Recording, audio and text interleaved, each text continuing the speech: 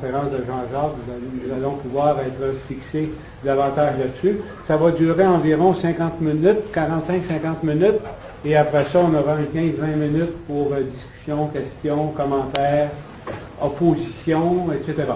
Alors, et on devrait quitter la salle vers 1h30. D'accord? Alors, Jean-Jacques. Merci beaucoup, M. Beauchamp. Alors, ça me fait plaisir de vous entretenir de ce sujet-là, que je trouve être un sujet très dramatique. C'est pas une farce, c'est pas une blague. C'est un sujet qui tue. Et c'est un sujet qui est revenu à la surface des choses. Je pense, par exemple, l'ouvrage que je viens d'acheter, qui s'appelle « Au-delà du noir du blanc, je suis noir, mais je n'aime pas le manioc ». En France, actuellement, pratiquement tous les journaux publient des articles sur la question de race à cause des problèmes qui ont lieu en banlieue, dans les banlieues européennes. Des ouvrages, la légende du sexe surdimensionné des Noirs. Ce sont des choses qui sortent actuellement. Évidemment, il y a un classique ici dont je vais vous parler un petit peu tout à l'heure, de Denis Blondin, qui est parmi nous d'ailleurs, les deux espèces humaines. Donc c'est un sujet qui fait longtemps qu'il est discuté et qui revient continuellement. J'ai l'impression qu'on répète toujours les mêmes choses et que nous sommes toujours confrontés aux mêmes problèmes. C'est un problème qui disparaît difficilement. Et surtout qu'on a l'impression aujourd'hui que c'est, pour les sciences humaines en tout cas, que l'aspect biologique des races a été mis de côté. Alors moi, je vais revenir sur cet aspect-là et sur cette question-là. Donc, c'est pour ça que j'ai appelé la conférence « Anatomie du préjugé de couleur ». Je m'excuse parce que je pensais que j'aurais une salle comme dans les salles de cours d'habitude où j'ai un grand écran pour faire une projection un peu assombrie, mais ça ne peut pas être fait comme ça ici. Donc, je vais regarder mes notes de temps à autre sur l'écran de l'ordinateur, et vous allez avoir de la misère à lire et à voir les illustrations que j'avais apportées pour développer la question. Mais dire raciste, nous, pourrait vous faire penser que mon intention, c'est de discuter avec vous de l'état de la question dite raciale à Québec. C'est pas ça du tout, là. J'ai pas de résultats d'enquête, de recherche sur le racisme ici. Ce que je vous convie à faire, c'est un examen de conscience, un examen de conscience bioéthique, c'est-à-dire les valeurs qu'on attribue à nos raisonnements, à nos jugements biologiques. Alors, la question que je vous pose, et si après vous avez des réponses ou à cet examen de conscience, c'est quelles sont vos croyances concernant la diversité biologique humaine et la notion de race? Est-ce que vous croyez qu'il existe des races humaines? Est-ce que c'est un concept qui est utile encore aujourd'hui dans les recherches scientifiques? Vous allez voir dans un moment, je m'attaque surtout à cet aspect-là de la notion de race, parce que c'est devenu aussi un sujet qui, à la fois en sciences et dans l'opinion publique, se relance l'un et l'autre. Donc c'est un petit peu ça que je vais essayer de démêler. Et pourquoi il faut s'interroger sur cette question-là? Mais j'ai pris ici trois avenues de réflexion. La première avenue, c'est mon intention, c'est d'essayer de contribuer à éviter le crime d'innocence. Je ne suis pas raciste, donc le racisme n'existe pas. Le crime d'innocence, c'est peut-être celui qui est le plus important, puisqu'on fait comme si le problème n'existait pas. Et dans nos vies quotidiennes et dans notre milieu, c'est ce qui se produit. Donc, pour éviter le crime d'innocence, il faut se confronter à des travaux, à des articles, à des discussions, à des cas particuliers qui remettent en question cette idée qu'on est innocent parce qu'on ne se sent pas raciste. La deuxième chose que je vais faire avec vous, c'est un peu démystifier la science. Et ça, c'est un terrain très difficile, puisque la notion de race est utilisée systématiquement dans beaucoup de publications à caractère scientifique, publiées par des universitaires, dans des revues d'universitaires et lues par d'autres universitaires. Donc, s'attaquer à cela, c'est embarquer dans, évidemment, une controverse extrêmement profonde, par exemple, avec la génétique des populations, avec la psychologie, avec beaucoup d'autres disciplines. Et ensuite, je vais essayer de vous dire, écoutez, il y a des choses qu'on doit faire. Il y a des façons d'agir. Donc, en sciences sociales, on s'intéresse évidemment aux questions plus théoriques, on s'intéresse également à la pratique. Qu'est-ce qu'on peut faire avec ces réflexions? Donc, au point de départ, ce que je peux vous dire, c'est que ce n'est pas une question facile à traiter, à définir, à traiter. Le racisme comme tel, une des façons les plus simples de le définir, c'est de dire, ça est raciste toute action qui consiste à ou les efforts qui consistent à exclure un groupe dans le but de le dominer. Mais ces efforts sont assez difficiles à repérer aujourd'hui parce que d'une part, il y a comme deux effets inverses. D'une part, la notion de racisme est banalisée.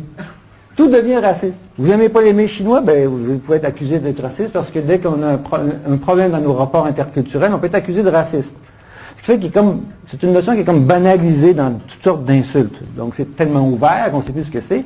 D'un autre côté aussi, c'est caché parce que, évidemment, depuis la Deuxième Guerre mondiale, on a appris de nouvelles valeurs, des valeurs démocratiques. Être raciste, c'est mauvais. L'antiracisme est devenu le courant principal dans lequel on se situe dans notre démocratie. Donc, le discours raciste est souvent caché. Donc, il est difficile à repérer parce qu'il est trop répandu d'une part, tout est raciste, rien ne l'est, puis de l'autre côté, il est caché parce que, évidemment, ça fait honte de s'avouer ouvertement raciste devant des gens qui ont, évidemment, des attitudes antiracistes. Donc, c'est un problème qui est difficile à cerner comme phénomène, mais en plus de ça, il y a plusieurs facettes. J'en ai ici quelques-unes. Moi, je vais m'attaquer davantage à la dernière partie. Mais par exemple, le racisme est souvent étudié dans sa forme analyse des attitudes, les préjugés, les insultes, les mots, les mauvais mots qu'on associe à des groupes, etc. Bon, c'est des attitudes basées sur des préjugés. Il y a aussi des comportements d'exclusion, de pression, etc. Donc, on peut retrouver le racisme à ce niveau-là aussi. Également, il y a un racisme qui, depuis quelques années, qui commence à être un peu mieux connu, c'est le racisme institutionnel. Il se cache dans les institutions ou dans les entreprises, sur la base, par exemple, d'une offre d'emploi, la photo ou le nom d'une personne ou sa religion peut servir de moyen d'exclusion. C'est un racisme subtil qui existe à l'intérieur des institutions. C'est aussi une doctrine politique. Bon, peut-être moins à la mode ici maintenant, mais je pense au Front National en France et aussi des groupes néo-nazis partout, un peu partout, qui ont des théories racistes biologiques radicales. Donc c'est une doctrine politique, mais aussi c'est une théorie scientifique. Vous allez voir dans un moment de nombreux ouvrages et publications qui étudient la race dans le sens biologique du terme, et non pas dans le sens ethnique du terme, notion que je vais soulever tout à l'heure.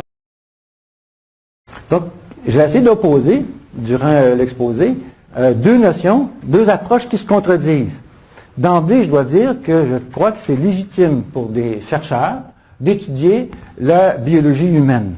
Il y a des gens qui disent « Oh non, il ne faut pas étudier la couleur de la peau, il ne faut surtout pas en parler. » Au contraire, le refus d'en parler, c'est un problème. Le refus d'en parler entre nous, le refus d'en parler entre gens de couleurs différentes, par exemple, parce qu'il y a une pudeur excessive, tout ça, c'est mauvais puisque ça nous empêche. Mais la biologie humaine peut étudier ces choses-là.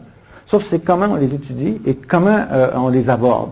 Alors il y a comme deux tangentes qui s'opposent là. D'une part, il y a ce que je qualifie ici de fondamentalisme biologique.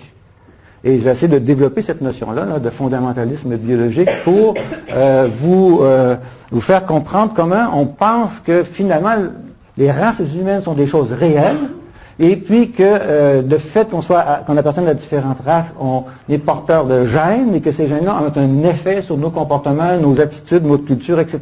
C'est ça, en résumé, le fondamentalisme biologique. Et s'oppose à ça toute l'histoire moderne de l'anthropobiologie, de la branche de l'anthropologie qui étudie la diversité biologique humaine. Vous allez voir dans un moment comment l'anthropobiologie, pourquoi c'est en sciences sociales qu'on fait l'anthropobiologie et quelle est sa signification exactement. Donc on a comme deux voies de pensée là, qui s'entrechoquent, le fondamentalisme biologique et l'anthropobiologie. Vous serez peut-être étonné parce que je crois que l'aspect biologique est extrêmement important. Et on ne peut pas en parler de façon très superficielle. Je vais être obligé d'introduire un certain nombre d'arguments un peu plus lourds. J'essaie de faire passer quand même mon message. Mais on ne peut pas parler de biologie humaine sans faire appel à la génétique. Et évidemment, ce n'est pas un cours de génétique, mais ce que je vise à faire, c'est de poser un certain nombre de points de référence pour vous entraîner à une réflexion un peu plus approfondie sur le principe. Alors, le fondamentalisme biologique, son raisonnement, je vous le résume en quelques mots. Je pense que tout le monde sait aujourd'hui que avec le programme du génome humain, etc., les gènes, ça existe, sans donner un cours sur qu'est-ce que des gènes, qu'est-ce que l'ADN, etc. Tout le monde maintenant sait qu'il y a une part importante de notre constitution qui relève de l'hérédité. Alors, il y a une façon de penser l'hérédité qui associe des gènes avec des caractères. Par exemple, tout le monde est d'accord pour dire qu'on peut constater que la couleur des yeux se transmet de façon héréditaire de parents aux enfants. Mais aujourd'hui, de plus en plus, cette notion de gène, qui donc des caractères biologiques fondamentaux génétiques, qui déterminent des caractéristiques physiques, ce qu'on appelle le phénotype, l'apparence physique d'une personne, eh bien, qu'il y en a aussi qui déterminent les comportements.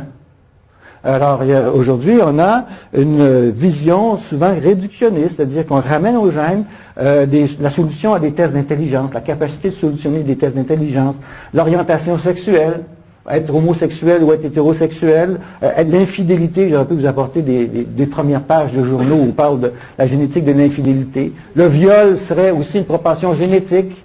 Et l'alcoolisme, puis récemment, je suis tombé sur un texte qui fait un lien entre la génétique et le fait d'être sans logis. Et c'est publié dans des revues sérieuses. Donc, le fondamentalisme biologique, c'est pas la génétique des généticiens, ça. La génétique des généticiens, c'est quelque chose d'extrêmement sophistiqué. Le fondamentalisme biologique, c'est une sorte de réduction simpliste de la génétique pour des fins d'application à des arguments que moi je trouve racistes parce que, justement, on tente de faire une relation entre des phénomènes et la génétique, et cette relation entraîne des conséquences pour les personnes concernées. Et donc, c'est de ça que je vais parler un peu plus loin.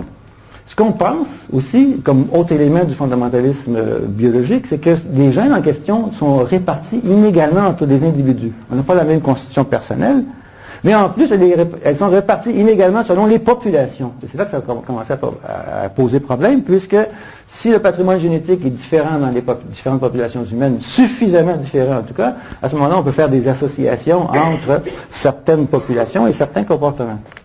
Autre hypothèse qui est importante, c'est qu'on croit que c'est la sélection naturelle qui a opéré cette distribution des gènes dans les différentes populations.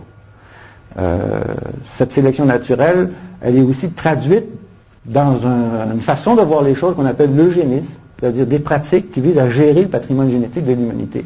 Il y a des gens ici qui sûrement vont dire, oui, bon là, vous nous parlez de choses qui existaient dans les années 50, des années 30, durant la Deuxième Guerre mondiale, l'idéologie nazie, ça, non. Je vous parle de choses qu'on peut lire et voir aujourd'hui.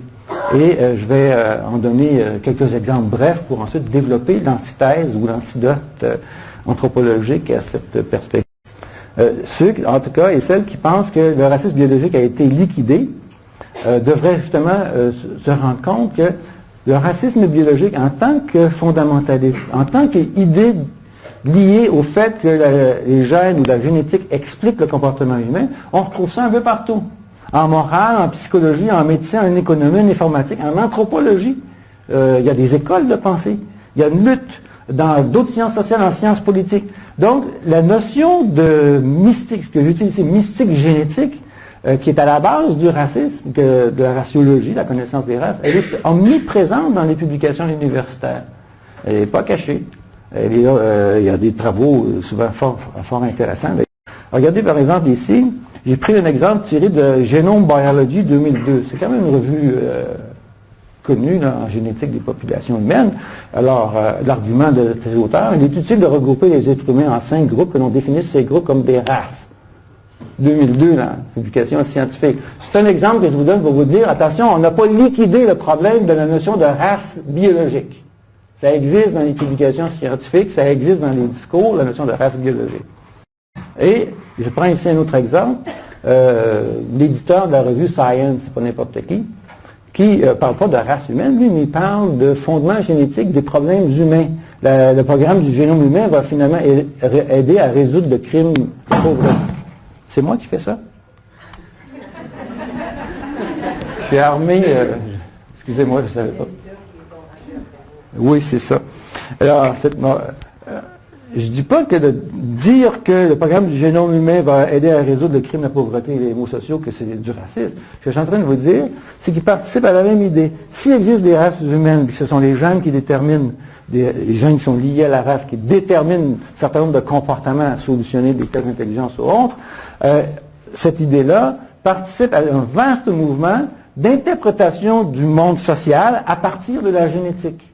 C'est pour ça que dans la petite affiche qu'on a mis, j'ai dit, bon, écoutez, il y a une idéologie qui domine actuellement, qui est une idéologie qui nous vient justement de la biologie. c'est le grand mouvement industriel de notre époque. Hein, la génétique appliquée à toutes sortes de domaines et évidemment au domaine des sciences humaines aussi. Donc notre principal compétiteur dans les sciences humaines, c'est la génétique finalement. Compétiteur dans les explications des phénomènes sociaux et culturels et des mots. Autre élément ici que je vais faire sortir brièvement, c'est que cette mystique raciste est liée à une autre mystique qui s'appelle le sexisme. À chaque fois qu'on lit des textes qui tentent d'interpréter le comportement différentiel des hommes et des femmes à l'aide de la génétique, on renforce cette mystique du gène. Le gène, donc, est le pivot de nos comportements. Et cette idéologie-là, cette façon de voir les choses-là, renforce le discours sur l'importance du biologique racial. Donc, c'est pas les domaines ne sont pas coupés, ce sont de vastes ensembles de pensées qui se renforcent les uns les autres. Donc, c'est difficile d'aller faire le découpage de tout. Donc, la question, c'est est-ce qu'il y a... Je pensais pas avoir fait un mauvais coup. La question, c'est est-ce qu'il y a un réel fondement biologique au concept de race utilisé en sciences? Je vais prendre 3 exemples pour illustrer le fait qu'on utilise le concept de race en sciences et puis que ça pose un certain nombre de questions. Mais je n'irai pas à fond dans ces débats-là, c'est pas nécessaire, c'est une sensibilisation que je vais faire sur la persistance du profilage racial dans les sciences humaines, etc. Et donc, à l'université, on a un travail de réflexion à faire sur cette... Donc, il y a 3 problèmes. Hérédité, race et quotient intellectuel. Est-ce que les gens qu'on classe dans différentes races ont la même performance intellectuelle?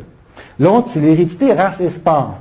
La génétique des champions athlétiques noirs dans le sport nord-américain et même européen maintenant. Des publications importantes. Ou encore, ici, le 3e sujet bref que je vais apporter, c'est hérédité, race et médecine. Les médicaments fabriqués spécialement pour les Noirs. Donc, j'utilise la terminologie sans une prudence excessive, terminologie évidemment qui est celle de la vie courante, là, mais à chaque fois que j'utilise ces termes-là, il faut les mettre entre guillemets parce qu'ils sont débattables. Alors, que signifie le mot race dans toutes ces études-là? Et c'est là que le jeu est complexe, puisque autant on développe, et j'essaie de démontrer, l'analyse, par exemple, de la performance sportive, autant on développe l'analyse des performances dans la solution de tests de quotient intellectuel, autant on néglige de préciser ce qu'on entend par le mot race dans toutes ces études. On le prend pour acquis. On le prend pour acquis parce qu'il y a une espèce de vase communicant entre la culture populaire, celle de tous les jours, et la culture scientifique. Le terme race qui est utilisé dans ces travaux est en général la même définition, la même orientation que le terme race dans la vie de tous les jours. Il n'y a pas une rigueur scientifique équivalente pour définir le terme race que pour définir les autres aspects du problème qui sont traités. Et ces 2 éléments-là sont comme des vases communicants parce que les médias, évidemment, chaque jour et à tout bout de champ, nous transmettent des découvertes concernant toutes sortes de choses, découvertes génétiques en particulier. C'est rendu que ça passe au bas de l'écran quand vous écoutez le téléjournal à certaines chaînes de télévision. Donc, les notions populaires de race sont confortées par le discours des sciences. Ben, si les scientifiques disent que ça existe, ça doit exister, les races. Et là, on a un paradoxe, puisque les anthropologues, depuis de nombreuses années, à travers des recherches sur la diversité humaine, ont cru au point de départ qu'il y avait des races humaines. Ils ont cherché des races de blancs, de noirs et de jaunes pendant des générations. Ils ont développé des techniques d'analyse de la biologie humaine diversifiée, etc. En général, ces anthropologues étaient des médecins venus à l'anthropologie. Je pense à Philippe de Broca, qui est un neurophysiologiste, une zone du cerveau qui s'appelle la zone de Broca, mais qui est un anatomiste. C'est tout à fait légitime de faire de l'anatomie comparée. Mais en même temps, la notion que l'anthropologie a découvert, c'est qu'il n'y avait pas de substrat à cette notion-là. Qu'en fait, c'était un préjugé, la notion de race, dans le sens que c'est une classification tout à fait artificielle. Pourquoi? Dans les publications scientifiques, on ne met pas l'accent sur cet aspect-là aussi.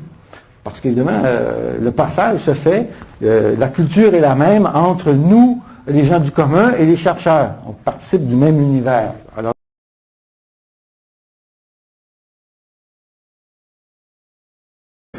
Alors, les études sur le quotient intellectuel. En 1995, il y a un ouvrage qui a été publié qui s'appelle The Bell Curve, la courbe normale. C'est un ouvrage qui est rempli de tableaux statistiques, de corrélations, etc. C'est un ouvrage très important qui a été recensé et discuté dans d'innombrables publications. Vous regardez les revues de vulgarisation à la télévision, partout. On en a beaucoup parlé. Et la constatation de ces chercheurs, c'était que si on fait une mesure des quotients intellectuels de blanc et de noir, dans le sens américain du terme, eh bien, on va trouver 15 points de quotient intellectuel de minimum de différence entre les deux dans les moyennes, et que finalement, dans leurs arguments, il y a peut-être 60% de nos performances dans les tests de quotient intellectuel qui est génétique. Donc, c'est un argumentaire qui n'est pas en soi raciste. Si on fait des expériences, mais dès qu'on commence à essayer de voir qui est noir, qui est blanc dans leurs expériences, là, ça commence à être un peu plus difficile de cerner l'argumentaire de ce genre d'ouvrage. D'autant plus que l'une des conséquences, ça a été de dire, ben, si l'intelligence est inégalement répartie entre les races humaines, à quoi sert l'action de discrimination positive? Pourquoi on aiderait des gens qui, de toute façon, ne pourront jamais dépasser un certain niveau? Donc, il y a eu des conséquences importantes dans toutes sortes de publications et dans des réflexions de nature politique. Mais en fait, si on regarde un peu l'histoire du concept de race, on se rend compte qu'il n'y a pas vraiment de grande différence entre l'argumentaire de base. Entre l'argumentaire de base, je pense que on était dans le noir. L'argumentaire de base est un argumentaire. J'ai fait ici un petit tableau avec extrait d'un grand penseur, le plus grand naturaliste du XVIIe siècle peut-être qu'on a eu, c'est Carl von Linné, qui était le premier à agencer, à classer la biodiversité. Et dans son classement de la biodiversité, il est arrivé à la conclusion qu'il y avait des variétés humaines, des races humaines, qu'il a appelées de noms latins, évidemment c'est toujours un peu plus compliqué. Par exemple, l'Europeus, l'Albus, l'Americanus, Niger, Asiaticus. Alors, regardez la relation qu'il fait, je parle du 18e siècle, hein, je vais revenir à l'époque contemporaine après, mais pour dire qu'il y a un vieux cheminement dans la pensée intellectuelle occidentale qui se poursuit depuis fort longtemps. L'Européen, il est blanc, ingénieux, élégant et gouverné par des lois. Alors que l'Américain, lui, bien évidemment, il est basané, il est tenace, il est gouverné par la coutume. Il est irascible aussi. Et le Niger, l'Africain, bien, il est noir. Hein? Rusé, paresseux, négligent, gouverné par des caprices. Puis on arrive à l'Asiaticus. L'Asiaticus, celui-là, il est arrogant, il est jaunâtre, évidemment, mélancolique, gouverné par l'opinion. L'homo monstruosus a disparu de la carte parce qu'on l'a tout envoyé dans les autres planètes. Celui-là, on n'en a pas trouvé sur Terre. Mais c'est un vieux préjugé, cette confusion de facteurs biologiques, physiques, physiologiques, psychologiques et géographiques. C'est qu'on confond tous ces facteurs-là ensemble. Et c'est là qu'est le problème. Regardez ici, j'ai trouvé un ouvrage des années 30 de géographie des races humaines. Et puis là, il nous montrait la race canadienne. J'ai bien aimé, c'est vrai. Habits, vêtements, couleurs, tout est bien intégré. Tout le monde reconnaît le pur Canadien qui est là. Mais j'ai aussi trouvé autre chose. C'est un manuel scolaire qui est utilisé par la génération de mes parents, qui présente ici 4 races humaines bien typées, le blanc avec sa barbe, l'Indien avec ses plumes, le Chinois avec sa tresse, et l'Africain avec ses yeux frisés, puis sa chair zude.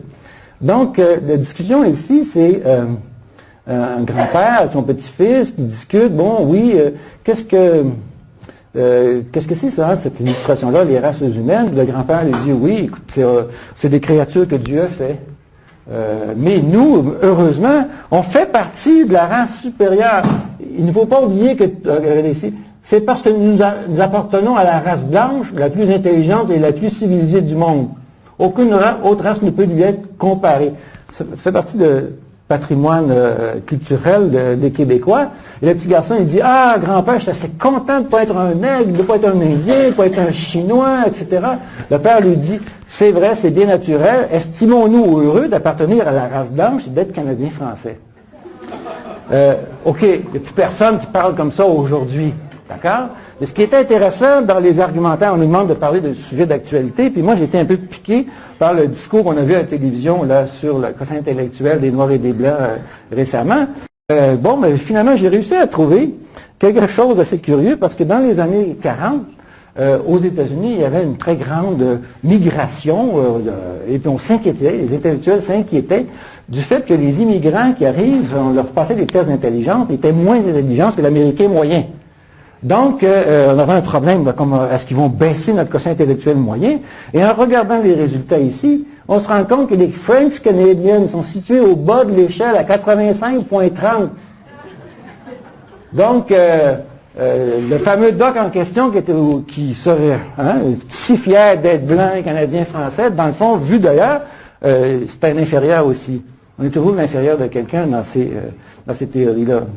Je me suis permis une craque ici en disant que Marc Garneau a un quotient intellectuel élevé, mais pas tellement futé sur le plan politique.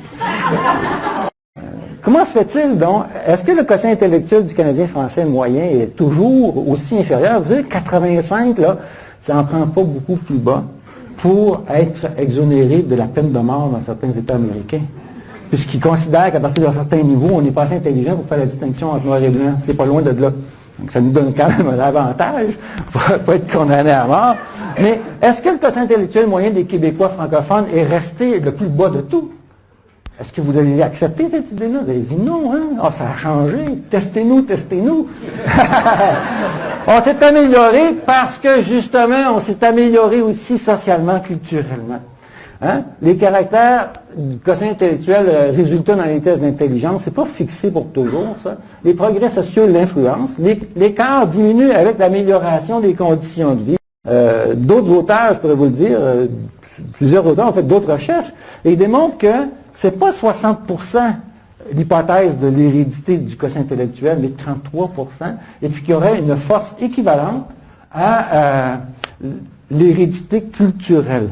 Là, je dis le mot hérédité culturelle dans un sens métaphorique, c'est-à-dire que nous recevons des influences éducatives qui ont une part aussi importante que l'hérédité dans nos performances sociales. Par exemple, la relation parent-enfant. On parle de Mozart de ce temps-ci beaucoup. Mais on ne nous a pas bien expliqué que le père de Mozart, c'est un grand musicien aussi, était fanatique de l'éducation de son fils aussi. Si le petit Mozart était né dans la ferme voisine à ramasser du foin, il n'aurait peut-être pas eu accès à son fameux piano. Et son père, donc, là, lui a transmis les valeurs familiales. Donc, il y a une espèce d'hérédité sociale, culturelle, verticale qui se fait, de parents à enfants. Et bien souvent, les enfants font le contraire de ce que les parents veulent leur enseigner. Donc, il n'y a pas de prévisibilité, les mains grandes là-dessus, parce que je sais qu'on essaie d'enseigner des valeurs à nos enfants, et puis bien souvent, ils les rejettent, ils font d'autres choses. Mais aussi tout le capital culturel. Est-ce que c'est innocent, les bonnes écoles? Je crois que le quotient intellectuel moyen du Canadien français de base a beaucoup monté depuis la révolution du système d'éducation. Les bonnes écoles, ça joue énormément. La culture joue énormément dans la capacité de réussir des tests de psychologie sur le quotient intellectuel qui, semble-t-il, certains d'entre eux pourraient être objectifs. Et semble-t-il que, par exemple, le fait d'apprendre à écrire le chinois aide à manipuler des caractères abstraits qui augmentent la performance dans des tests d'intelligence. Puis tous les tests d'intelligence raciologiques, là, ceux qui tentent de tester les gens en fonction de leur race, disent, ben oui, mais les Asiatiques, de 40 catégories, imaginez-vous l'Asie, l'Orient, comment c'est grand, mais les Asiatiques performent mieux dans les tests d'intelligence, donc sont plus intelligents en moyenne que les Blancs et que les Noirs. Quelle est l'imbrication du social et du culturel, de l'hérédité culturelle, entre guillemets, dans ces mesures-là? C'est impossible c'est impossible à dire. D'autant plus qu'on a un destin individuel. Si vous êtes le premier-né dans une famille ou le dernier-né dans beaucoup de familles, le dernier-né ne reçoit pas les mêmes soins que le premier.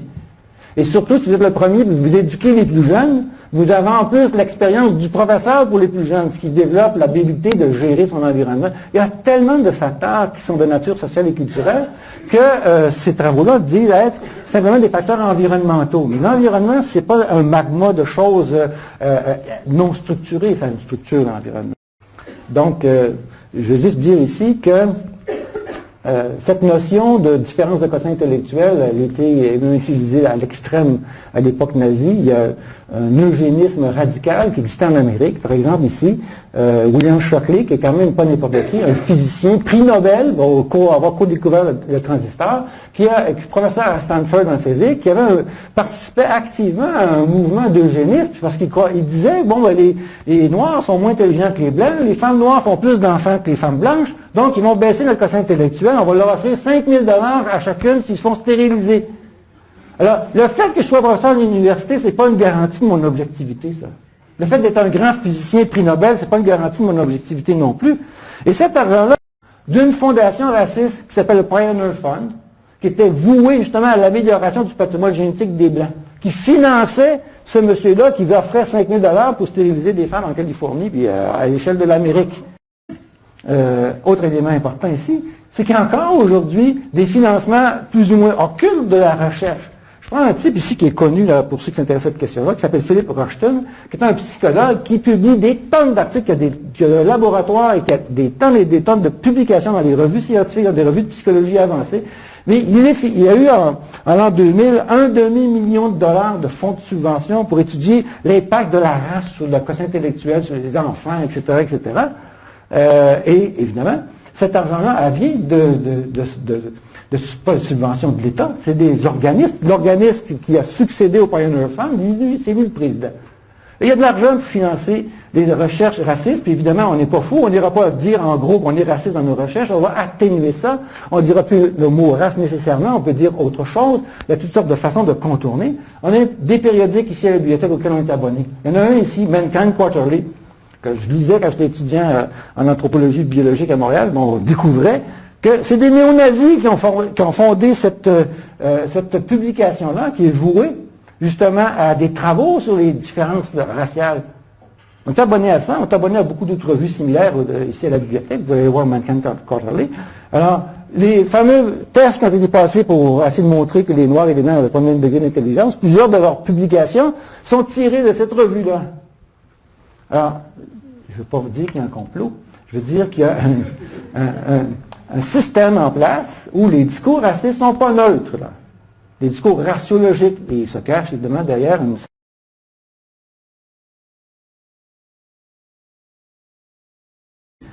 Voici un autre cas, j'essaie d'expliquer un peu à la base, celui-là ici.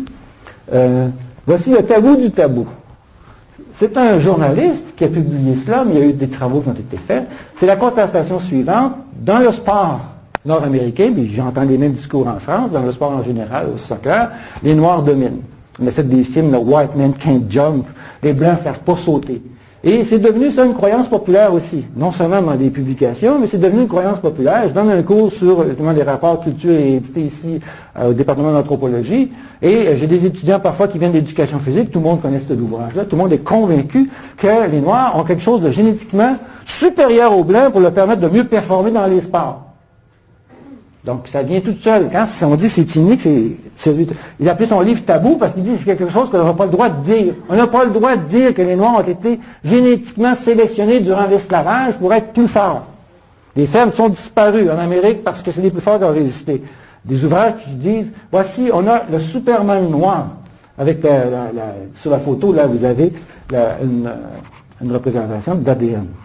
Alors, cette thèse-là, c'est que, évidemment, il y a là des gènes qui sont à la base de la performance des athlètes dans les sports. Et la cause, c'est la sélection.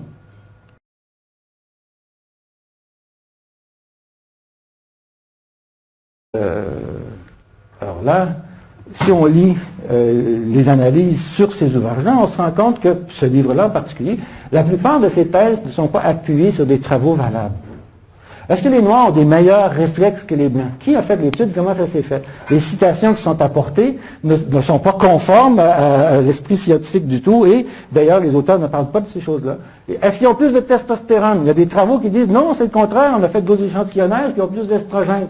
Est-ce qu'ils résistent mieux au stress que d'autres? Et les publications qui sont citées pour prouver ça, c'est des auteurs de la bande de Mankind Quarterly, puis de Rushton, etc. Moral de l'histoire, il y a un problème. Il subsiste toujours ce problème avec la validité des données. Il subsiste toujours cette raison logique de la sélection par l'esclavage. Alors, les gens qui pensent que durant l'esclavage de l'Afrique à l'Amérique, c'est les plus forts qui ont survécu, ils ont un petit problème parce qu'ils doivent réviser de proche c'était quoi l'esclavage exactement et c'était quoi les conditions de vie des esclaves, d'où venaient-ils. Il y a beaucoup de travaux fort intéressants pour les africanistes sur le développement et l'émergence de l'esclavage en Afrique. Les processus, c'était pas le processus de sélection des plus forts qui étaient envoyés dans les bateaux. Des orphelins, des prisonniers de guerre, des subalternes, des petites sociétés capturées par des grosses, etc. Il n'y avait pas de sélection. Mais les gens disent, oui, mais sur les bateaux, il y en a des gros qui ont survécu. Tout ce que les anthropologues physiques ont réussi à montrer que dans des conditions difficiles de survie, ce n'est pas les gros forts qui survivent, c'est les petits maigres. Ça prend beaucoup moins d'eau et de calories pour survivre si vous êtes tout petit que si vous êtes un géant. Alors, c'est sûr que sur les bateaux, tout ce qu'on en sait de comment on transportait les esclaves, comment ils intégraient les plantations, c'était la misère totale. On nourrissait pas les gens à leur faim. Alors, c'est le contraire qu'on peut démontrer quand on regarde vraiment comment l'esclavage s'est passé. Eh bien, on peut démontrer beaucoup plus facilement que non, on n'a pas préservé des gens plus forts, on a éliminé beaucoup de gens qui étaient en santé et plus forts, plus gras, etc. Et ce sont probablement des moyennes qui ont survécu et non pas l'idée préconçue du sport. D'autant plus que ces travaux sur le sport occultent toutes sortes de dimensions du social. Vous mentionnez ici la masculinité et le sport. Quelle est la place de la masculinité, le concept d'homme? Qu'est-ce que c'est qu'être un homme dans les catégories sociales dont on parle? Il n'y a rien là-dessus. La discrimination. Le fait de ne pas avoir accès à des emplois comme les autres, la fameuse discrimination dans l'emploi de l'entreprise, etc. Qu'est-ce que ça laisse? On rejette du revers à main ces facteurs sociaux-là pour prouver la thèse génétique. Mais dans le fond, il ne faut pas...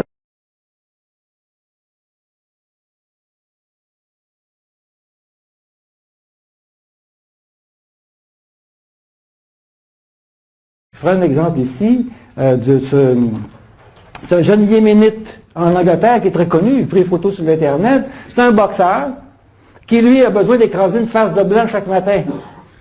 Pourquoi? Parce que, évidemment, dans sa vie quotidienne en Angleterre, on l'a toujours traité de nègre. Il vous dit, moi, je suis un arabe.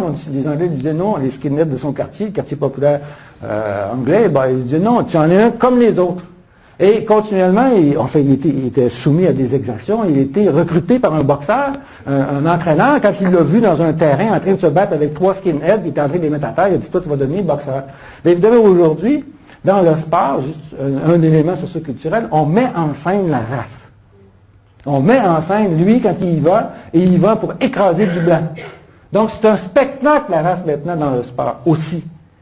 C'est juste un détail, mais il y a toutes sortes de motivations qui vont faire qu'un sportif, à toutes sortes de niveaux, va vouloir exceller dans son élément. Est-ce que la vitesse de capacité de réagir de son genou, les tests d'éducation physique, le réflexe, etc., est-ce que c'est ça qui explique que quelqu'un va exceller dans le basket, quand on sait c'est quoi un entraînement de basketballeur? Surtout quand on vient de quartiers pauvres, surtout quand on vient de quartiers où il n'y a pas nécessairement les équipements, etc., on se rend compte qu'on laisse tomber énormément d'éléments de richesse, si vous voulez, de l'aspect social et culturel. Troisième exemple ici, vous avez ici des gens qui ont inventé un médicament et qui sont fiers de faire du profilage racial. C'est un médicament qui aide à solutionner les problèmes de cœur et on l'a dit spécialement pour les Noirs. Donc c'est un médicament qui se veut être une discrimination positive. Et c'est intéressant parce que, évidemment, aux États-Unis, on a pu montrer, par exemple, que la fréquence des affections cardiaques est beaucoup plus fréquente dans la population que eux classent noire que dans la population qu'ils classent blanc. Donc, en épidémiologie, on ne contredira pas cela. Le problème, c'est est-ce que c'est la génétique qui peut expliquer ça? C'est là que se pose problème. Parce que quand on fait de la raciologie, on part avec l'idée qu'il existe une telle chose que des races humaines, on prétend que les gens qu'on classe, comme dans ce cas-là les Noirs, on prétend qu'ils ont le même patrimoine génétique. Alors, toutes les études qui ont été faites, j'ai amené ici un exemplaire de Lucy Cavallis-Forza, des grands généticiens qui font de la génétique des populations et de l'anthropologie, qui ont travaillé partout sur les continents à fond en Afrique. Ce qu'on nous apprend, c'est que le monde africain est tellement diversifié, le patrimoine génétique des Africains dans l'ensemble est plus de différence à l'intérieur de l'Afrique qu'entre les Africains et les Européens. C'est-à-dire, en comparant le patrimoine génétique des Africains et celui des Européens, on a moins de différence qu'entre Africains eux-mêmes. Donc, il y a un préjugé ici. Le préjugé, c'est que si on dit que les gens sont noirs, ils ont nécessairement une causalité génétique similaire. Ce qui est faux. Ce qui est tout à fait faux. Donc, tout le processus, quand on regarde l'histoire de cette compagnie-là, on se rend compte que ce fameux médicament avait déjà été proposé pour être accepté par les autorités médicales qui donnent les autorisations de médicaments aux États-Unis, puis il avait été refusé plusieurs fois. Là, il est en train d'être accepté parce qu'on y a trouvé une niche dans l'idéologie de la discrimination positive. Donc, il y a des facteurs là, variés. Entre autres choses, on pourrait montrer qu'il y a énormément d'erreurs qui qui sont faites sur le base du profilage racial. Un médecin qui voit quelqu'un, il dit, bon, vous êtes noir, vous devez avoir telle maladie, vous devez avoir telle autre. Et là, il y a des scandales là autour de ça.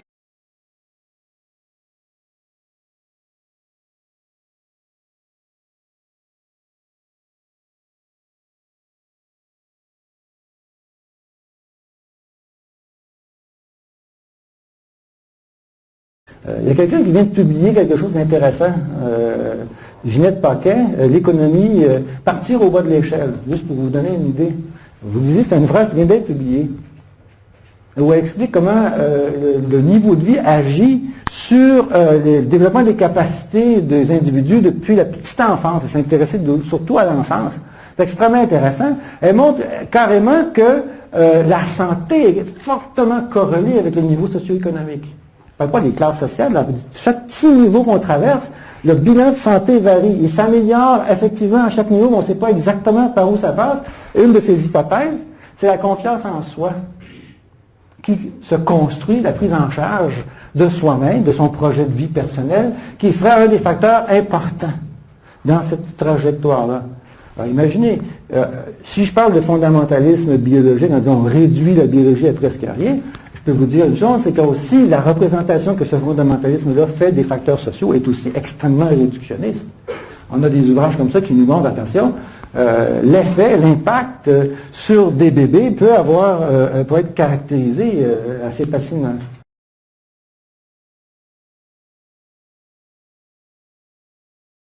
Dans l'anthropobiologie, la critique, c'est ça, je parle des gens qui s'intéressent entre autres à l'anthropologie, là, mais je veux dire que moi je suis rentré en anthropologie parce que j'y ai trouvé de la génétique des populations que je ne trouvais pas en biologie et même en médecine à l'époque.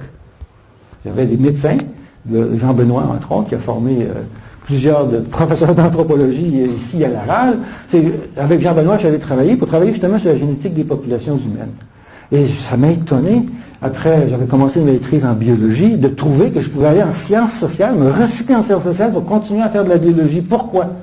Bien, c'est un vieux projet, ça, de l'anthropologie américaine, qui était fondé par, on dit, c'est un des ancêtres, là, par Franz Boas, un juif allemand, qui a été, pendant des années, lui, soumis à l'idéologie raciste eugéniste, où on prétendait que la langue, les gènes, le degré de développement d'un peuple sont interreliés. Donc, il y a des gens qui sont de noirs ou blancs, et leur degré d'intelligence va varier en fonction de leur race. La langue aussi, ils auront des langues plus ou moins perfectionnées, etc. Donc, tous ces liens-là, il a fondé une discipline pour remettre en lien ces liens-là. Lui-même a mesuré les crânes des immigrants. Durkheim s'intéressait aux crânes, ça c'est une autre histoire. Lui aussi s'intéressait à ça, le fondateur de la sociologie. Mais ici, Franz Boas a mesuré le crâne des immigrants, parents et enfants à l'arrivée des États-Unis. Les enfants nés aux États-Unis, il a montré que la forme du crâne, la circonférence, la grosseur du crâne changeait. Ah, il dit, on nous a toujours dit que le crâne était l'indice principal de l'intelligence. Si ça change, c'est donc que si l'anatomie change, l'intelligence change aussi avec l'immigration. Des gens qui arrivent de régions très appauvries, qui ont souffert toute leur vie, leurs enfants ont un meilleur sort, et ils changent physiquement. Et c'est là qu'il a ramassé des gens pour aller étudier à fond la question de la préhistoire. Est-ce que l'humanité a été sédimentée dans des époques barbares, sauvages, etc. Ils allaient chercher des historiens, des ethnologues, des médecins, des biologistes. Par exemple, en anthropologie à Montréal, à l'époque où je m'étais inscrit dans ce programme-là, on était 6 biologistes et médecins à rentrer en première année au niveau de la maîtrise. Donc, on fait en sciences sociales la biologie. C'est ça qui est étonnant. La biologie, dans beaucoup d'universités, ici à Laval, on n'a pas développé vraiment, parce qu'il y a une vision du travail, mais pratiquement tous les départements d'anthropologie ont fait de la biologie humaine en sciences sociales. Pourquoi? Parce qu'on pense que le corps humain ne se développe que dans un contexte de sa culture et de sa société. Et il est impossible de comprendre quel est le devenir de l'humain si on le sort de son contexte socio-culturel. La biologie, c'est une partie de notre vie, mais ce n'est pas toute notre vie. Et le milieu, ce n'est pas la nature, les éléphants, etc. Le milieu, c'est celui qu'on se fabrique nous-mêmes. Vous êtes en train de vous empoisonner dans la classe, et c'est nous qui avons fabriqué cette classe-là avec pas d'aération. Et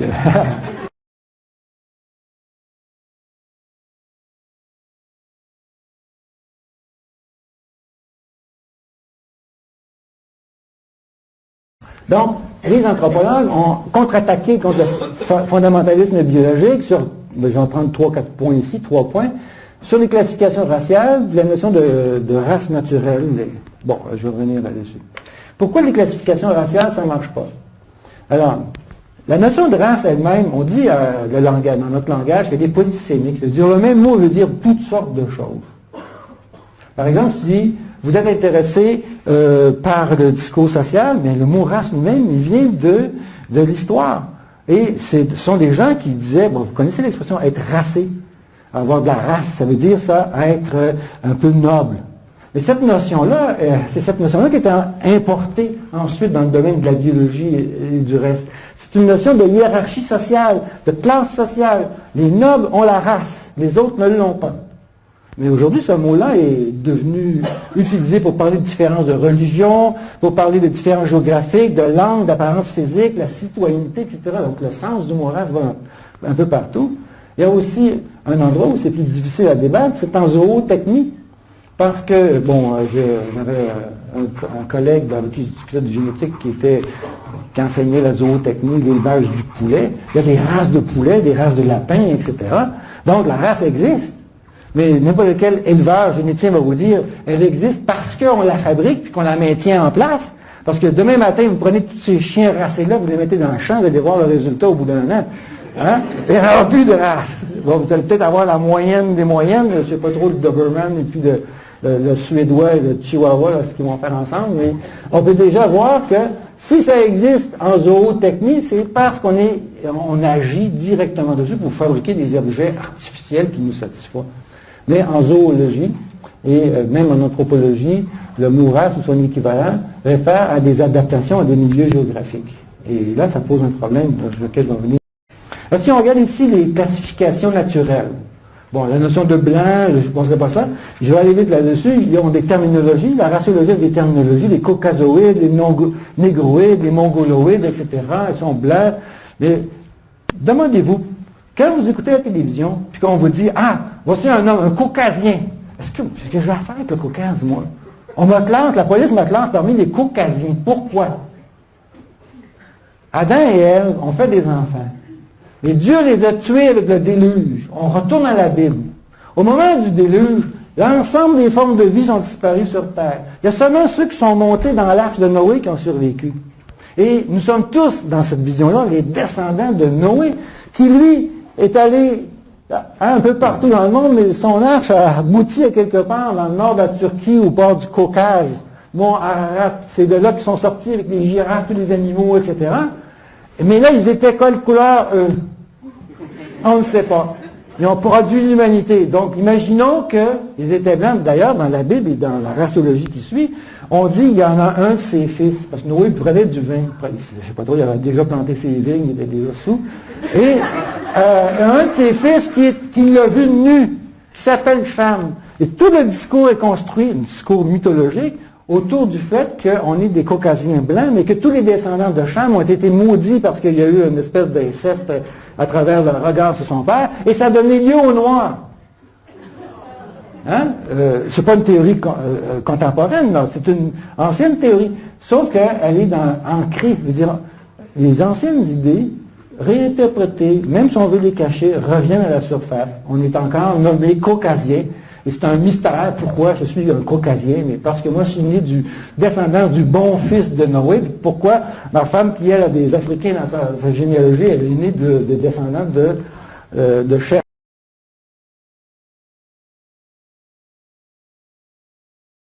Donc, il y a une espèce de concept de race populaire qui pose un problème à ce niveau-là dans les classifications, mais aussi en sciences.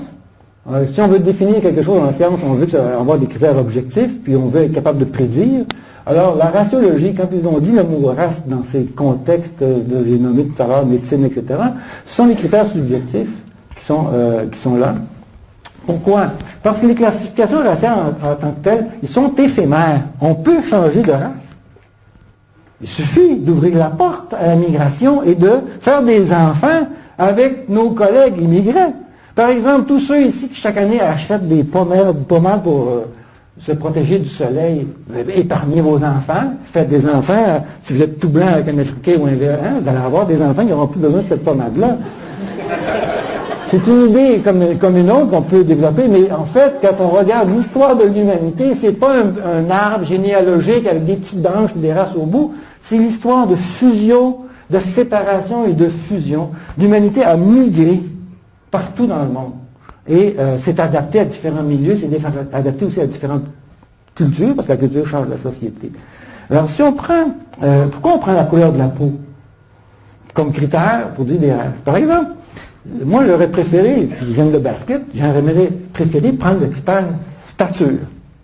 Là, j'aurais pu me faire une race avec la stature, dire, bon, je vais prendre les grands, on va prendre des Suédois, le nord de l'Afghanistan, puis des habitants de la région des Grands Lacs en Afrique, qui, en moyenne, ont des statures plus élevées que les autres. Puis je vais faire une race avec ça, la race des grands. En quoi la couleur de la peau est plus objective que cela?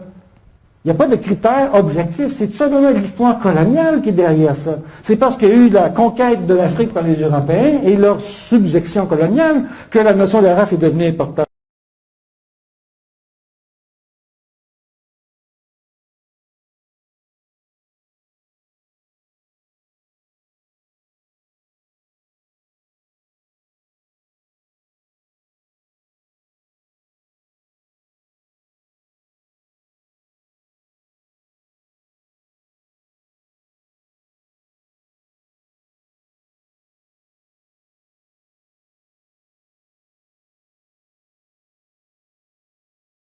Si on regarde la distribution dans le monde de la couleur de peau, je ne sais pas si vous pouvez voir ici, mais là, vous avez un gradient, hein, objectivement. Donc, où commence, où finit une race dans ce tableau-là? On est du plus pâle au plus foncé, dans tous les continents. Puis il y a des raisons, il y a des explications pourquoi on trouve des fréquences plus élevées de gens à la peau foncée dans des régions où il y a plus d'ultraviolet, etc. Alors, on ne rentrera pas là-dedans, c'est lié ça. Les théories d'aujourd'hui qui sont plus ou moins fiables et font appel à la capacité de produire de la vitamine D. Bon, ce qui est intéressant, c'est que notre pensée coloniale qui subsiste, on pense toujours que le gradient va du blanc au noir. Regardez le tableau. Mais l'histoire de l'humanité, c'est pas ça. C'est les Africains de l'Afrique de l'Est ou de l'Afrique de l'Ouest, de plus en plus, on voit que c'est des Homo erectus d'un peu partout en Afrique, qui sont partis d'Afrique pour aller coloniser le reste du monde. Donc, on devrait inverser notre perspective. Et si vous êtes intéressé à la génétique, j'ai lu récemment un article sur la moule zébrée. Des chercheurs qui ont découvert un gène qui est responsable de la présence de la zèbre. La zébrure, qui est noire. Merci. Il y a un gène qui serait responsable de la zébrure, puis il y a sa mutation qui l'enlève. Les gens ils disent, écoutez, dans le fond, les vertébrés, en général, on a le pigment foncé naturel. Et c'est une exception, le blanc. Donc, il faudrait renverser complètement notre interrogation si on suit ces spécialistes de la moule zébrée. On se dit, ben non, c'est le contraire, c'est le fait d'être pâle qui pose un problème. C'est pas le fait d'être foncé. Et c'est simplement parce que c'est le regard colonial qui dit, vous avez un problème. En réalité, historiquement, génétiquement, c'est les autres qui ont le problème de démontrer pourquoi ils sont devenus blancs. Alors que l'humanité, vous avez vu, est extrêmement... Donc, il n'y a pas de race. Il y a des milliers de clines. C'est quoi un cline?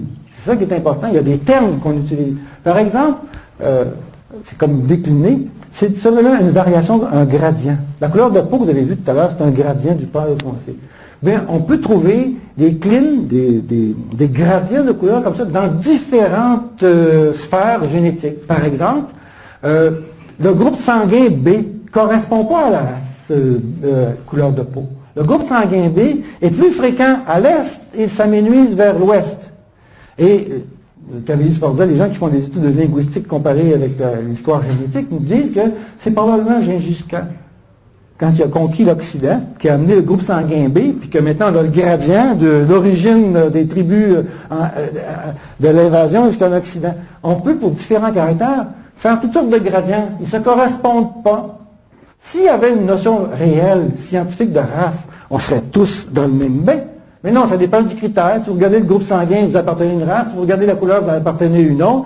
Évidemment, la génétique contemporaine nie la possibilité de définir de façon objective des groupes. Ce qu'on a, c'est des gradients multiples, qui font que les différences humaines sont inclassables scientifiquement. D'où l'argumentaire anthropologique, les races n'existent pas. Ça ne veut pas dire que le racisme n'existe pas. Ça veut dire que, objectivement, génétiquement, dans ces arguments, on ne peut pas mettre les gens ensemble dans des catégories qui sont totalement différentes les unes des autres. Ils se recoupent trop. Et ces catégories-là, on est obnubilés par la couleur, mais dans le fait, si on prend d'autres critères, on obtient d'autres résultats, et donc il n'y a pas d'objectivité là.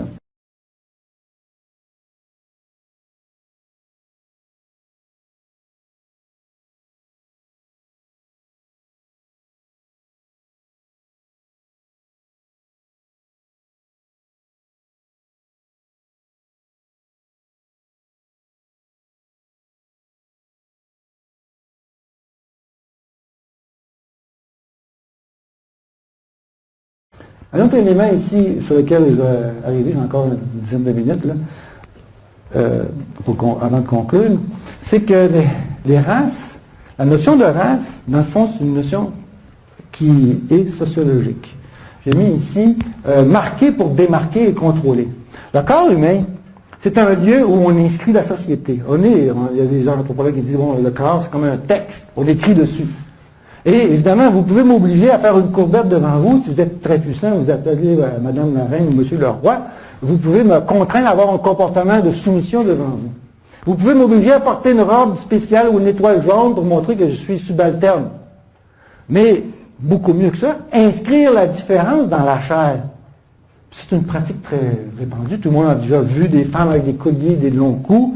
Vous avez peut-être vu, ou entendu parler des Chinois d'une certaine époque, dans la noblesse, on leur rapetissait des pieds, on empêchait le pied de croître, donc les femmes nobles étaient marquées par des petits pieds. Vous allez au Pérou, vous allez voir qu'il y a des crânes antiques où on mettait des planches derrière la tête des enfants qui appartenaient à la classe noble, et donc la tête croissait, se développait de façon tout à fait déformée. Ils avaient donc une tête très longue, toute plate en arrière, et quand vous allez sur la rue, vous êtes amoché comme ça, on sait tout de suite que vous êtes un noble, vous êtes mieux de vous mettre en plein ventre par terre. Parce qu'il y a le droit de vie ou de mort sur vous. Le corps est le lieu où s'inscrit la société. Si on reprend l'histoire du rapport dit de race, on se rend compte que c'est sûr que tous les humains, ils sont pas cons, ils savent très bien qu'on ne se ressemble pas les uns les autres, mais de constituer notre différence en race, ça tient d'un marquage. Et ça tient du marquage justement de la colonisation et de l'esclavage en Amérique. Ce marquage-là, c'est un marquage qui servait à faire du contrôle social. Imaginez-vous, moi j'ai travaillé assez longtemps en Guyane et en Martinique, bon, on a l'exemple de la Guyane, des propriétaires d'esclaves savaient très bien qui était esclave, il suffit de regarder la personne, si elle était noire, elle était esclave. Donc c'est un marqueur sociopolitique, c'est un emblème qui était utilisé pour contrôler la société. Le problème est venu, pendant une période de temps, au fait que les femmes africaines étaient systématiquement violées par les Blancs. Et donc, il y a des enfants qui sont nés, qui n'avaient pas la même couleur de peau que leur père, ni que leur mère. Ils étaient dans l'intermédiaire. Donc, pendant une certaine période, dans la raciologie de l'Amérique des esclaves, on distinguait les différentes couleurs des enfants. Et aujourd'hui, on est revenu à la binarité. On a oublié tout ça, la diversité.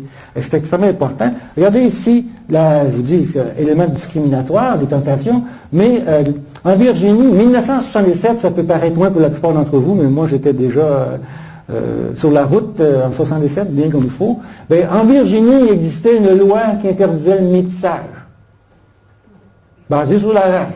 Mais qui était noir, qui était blanc? Pour les Américains, c'est la loi de la goutte de sang. Et il vous suffit d'avoir un ancêtre noir pour être un noir.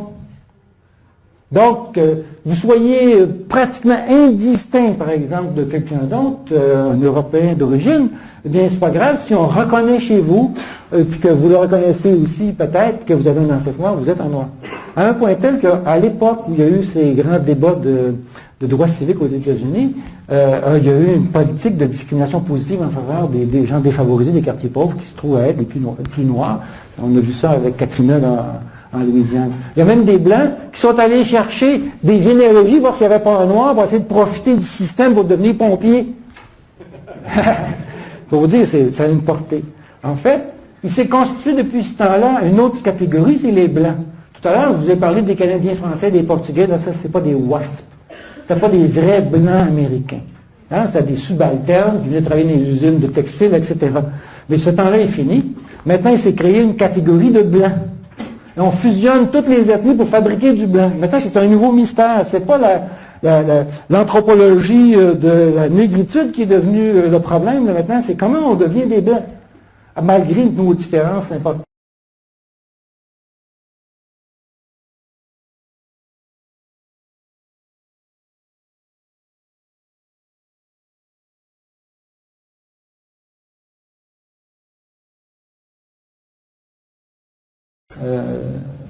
C'est le mural que j'ai pris à Olinda, au Brésil, c'est une ville d'artistes, là, mais les Brésiliens se présentent comme une démocratie raciale, et bon, écoutez, je vais sauter par-dessus, j'essaie de vous expliquer ici de la couleur de peau, comment ça marche avec les 6 gènes. Ce qui est important de voir, c'est que dans une même famille, si vous avez des parents de 2 couleurs de peau différentes, vous pouvez avoir des enfants à la 3e génération qui ont toutes les variétés de couleurs, du plus pâle au plus foncé. La thèse des 6 gènes, c'est que si vous en avez 6 B, vous êtes blanc, si vous en avez 6 N, vous êtes noir. Mais si en se reproduisant, on se les transfère, il y a un enfant qui peut avoir juste un N d'être 5B, donc il va avoir juste 1/6 de la mélanine de son père ou de sa mère, et ainsi de suite. Donc, toutes les couleurs peuvent être représentées dans une même famille. Mais si on regarde la réalité, dans une même famille, avec les notions de race, 2 enfants de la même famille peuvent être placés dans 2 races différentes. Le tout blanc va passer, puis le tout noir ne passera pas. Puis les intermédiaires, dans l'idéologie américaine, on va les situer chez le noir. Comment est-ce possible d'utiliser une catégorie aussi... en tout cas, moi, je suis sceptique devant l'utilité de cette catégorie-là, de dire qu'il y a des races différentes dans la même société.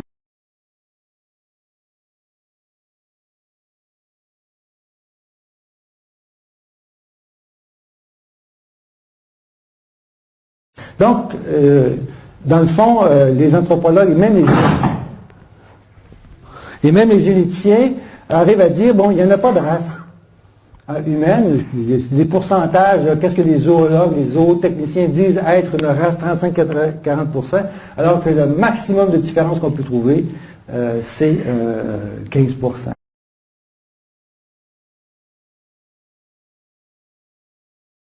Animaliser, c'est réduire aux instincts. Et ici, un auteur critique de ces travaux dont je parle, qui a pris toutes les caractéristiques qu'on trouvait dans les publications, puis il les a additionnées, puis ça donne le personnage qui est là. C'est ça, animaliser les autres à travers le racisme.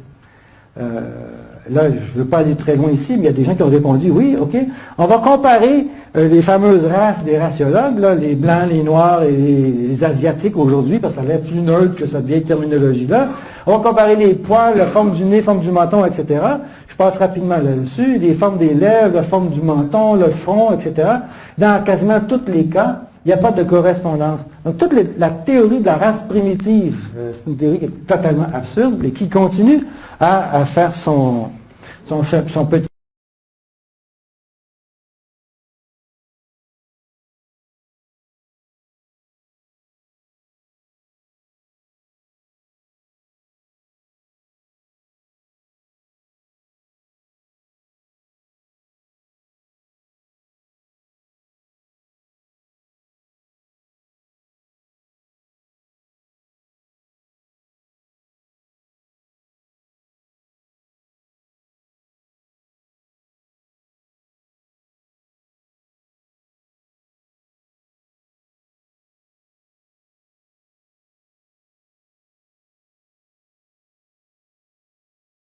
L'auteur a fait la même image ici avec l'idée du sexe démesuré et le développement cérébral. Vous allez me dire, ça n'a pas de sens. Allez sur l'Internet, consultez les sites scientifiques, allez voir les périodiques de psychologie. J'en ai vu un texte, il y a pas longtemps, le débat autour de Rushton, il y a des auteurs qui ont publié un texte, sont allés dans des garderies mesurer la circonférence de la tête des enfants avec un ruban, puis faire des tests de QI aux enfants pour dire, bon, voici les noirs et les blancs se séparent. La taille du cerveau n'est pas la même, la taille de volume de la tête n'est pas la même. C'est pas un mythe. Ça se répercute sur cette idée de la bête sexuelle. Et c'est une façon encore c'est ça le racisme. C'est qu'on peut trouver des moyens dits scientifiques et les utiliser à bon escient pour certaines études, mais aussi avec des conséquences peut-être pour d'autres choses. Et la phrase ici clé, c'est bestialiser pour déshumaniser. Ces recherches de Rushton et tout, c'est ce que ça montre. Donc, je vais conclure sur le paradoxe du racisme. Vous avez entendu dire qu'actuellement, il y a une résurgence d'une théorie qui s'appelle la théorie créationniste, le grand dessin. Bon. Alors, moi, je pense qu'aux États-Unis et au Canada, on a subi toutes ces influences-là. Puis il y a aussi en propre ici des théories raciologiques qui sont présentes dans notre système culturel jusqu'à aujourd'hui. Bien, il y a deux fondamentalismes qui semblent s'opposer. Le fondamentalisme biologique qui dit la réalité, l'essence est dans les gènes, puis les autres est dans le Dieu. Mais dans les deux cas, on est fixé dans ce que l'on est. On ne peut pas changer, la société ne peut pas évoluer. On est prédéterminé par l'un ou par l'autre. Et ces deux discours qui, dans le fond, se ressemblent beaucoup comme effet. Et je pense que c'est une des explications pourquoi le racisme se poursuit, c'est qu'il est supporté par son inverse. Il y a des auteurs ici que j'aime bien, Camille, qui est celui qui a fait des dessins, et d'autres, qui disent aussi, notre cerveau, nos mains et notre langue nous a rendus indépendants de la biologie. Parce que j'ai des mains, je transforme mon environnement. Parce que je parle, je nomme les choses, je transforme le monde, je me crée des mythologies. C'est ça notre liberté. Tous les humains sont capables de faire ça, et tous les cerveaux humains produisent des images de l'imaginaire. J'écoutais hier un reportage sur Motown. Je ne sais pas si vous aimez le jazz, le blues, etc. C'était l'histoire de la musique noire américaine, avec évidemment des sentiments et aussi l'intelligence inouïe qui était mise dans cette musique-là, dans ces innovations de musique, avec deux mains, un cerveau puis un regard. Richesse intellectuelle qui fait partie du patrimoine de l'humanité, qui est indépassé, en tout cas pour ceux qui aiment cette musique-là. Donc, pour changer les choses, c'est ma dernière intervention, pour changer les choses, je pense qu'il y a trois choses qu'il faut faire. Il faut expliquer la fiction de la race naturelle et la réalité du racisme. Ça, c'est deux choses qu'il faut faire. En sciences sociales, il ne faut pas éviter le débat. Est-ce que c'est vrai qu'il y a des races? Et puis, sur quoi on se base pour le dire, puis à travailler à l'expliquer pourquoi c'est fictif. Deuxième chose, c'est aussi expliquer pourquoi c'est dangereux de classer et de discriminer. C'est naturel, je vois quelqu'un, il est blanc, je vois quelqu'un, il est noir, je dis il y a des blancs, il y a des noirs. Mais on ne perçoit pas l'humanité dans son ensemble, on le perçoit dans nos relations interpersonnelles, on a des catégories déjà toutes faites. Et c'est ça, il faut travailler sur cette catégorisation-là. C'est un peu comme l'importance de la critique féministe en anthropologie il y a quelques années, qui a fait découvrir la notion de genre aux gens de sciences sociales, et toute la sociologie et l'anthropologie a été transformée par cette critique-là, parce qu'on s'est rendu compte qu'on nommait les choses, on confondait le biologique et le social, c'est le même principe. Et puis aussi, ne pas refuser de reconnaître l'injustice. Et ça veut dire, ça aussi, être capable de parler avec des gens qui ont des témoignages à apporter. Parce que je fréquente des gens qui sont issus de la diaspora mondiale, viennent s'installer à Québec. Les exemples quotidiens d'actes de préjugés, de discours racistes pullulent ici à Québec. On n'a pas d'études, j'en ai pas trouvé, d'études sur l'état de la question à Québec. Ville spéciale, en politique fédérale.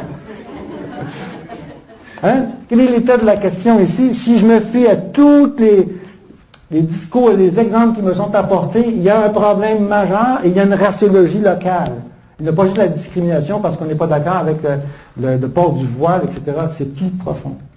Alors, je pense qu'on a un devoir en sciences sociales, c'est de réaliser un programme comme celui-là. Voilà.